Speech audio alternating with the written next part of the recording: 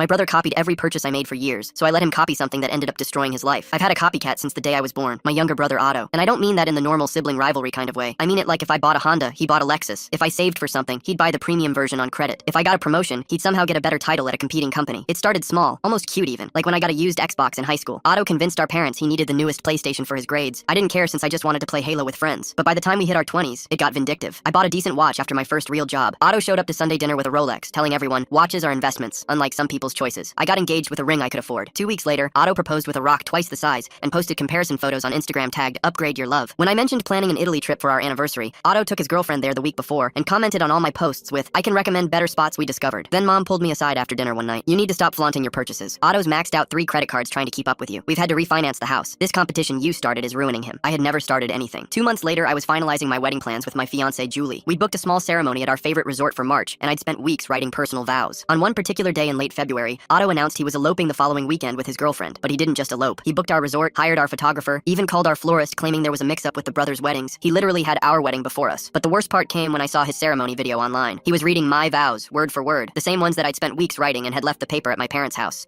Julie watched those words coming out of Otto's mouth and collapsed. She cried for hours and kept saying, those were supposed to be mine. Ours. He just stole your vows like it meant nothing. We postponed our wedding indefinitely. That's when I decided to give Otto exactly what he wanted. A competition he couldn't win. I found the perfect trap. A beautiful colonial house from the outside, but a nightmare underneath. The inspection report from a realtor friend showed foundation cracks, black mold, flooding basement, and termite damage that would cost a fortune to fix. I started talking about the house at every family dinner, calling it a prize I desperately wanted. I showed mom fake mortgage paperwork for more than we could actually afford. I acted obsessed with that particular house, making sure Otto would hear me every time. And after 3 weeks of building suspense, I announced that I'd given up because I couldn't save enough money. I even looked devastated. That house was our dream. I hope no one else buys it so I can get it back in the future. I knew Otto couldn't resist, and sure enough, he started hunting for it immediately. He found it on the market instantly, and the sellers had staged it brilliantly with fresh paint hiding water stains and furniture covering damaged floors. Otto didn't even tour it properly and already made an offer on the first visit. He even waived the inspection to beat the imaginary competing bids I kept mentioning. And a week later when he met me, he couldn't stop grinning. Remember that house you couldn't afford? I just closed on it. Looks like it was meant for me and not for you. You should probably look for something cheaper. I didn't say anything back, knowing full well the disaster that was about to come. During the first month, his basement flooded during a light rain. Otto called me panicking at midnight, but I let it go to voicemail. Then foundation cracks spread across the walls, and he realized he desperately needed repairs, otherwise the house would collapse. But those repairs cost money that he didn't have after having bought a house in such a haste. So Otto showed up at my apartment uninvited, looking haggard. His clothes were wrinkled and he had dark circles under his eyes. He stared at me for a long moment before speaking. You knew about that house. You did this on purpose. I just shrugged and told him I'd never even gotten inside to see it, and besides, he had bought the house on his own. He couldn't prove anything. Our parents had already given him their savings for the down payment, and he ran out of money. 6 months later, Otto was in the middle of a divorce with his wife and living in our parents' basement. He told everyone I'd set him up, but he sounded more like a broken record than an actual victim.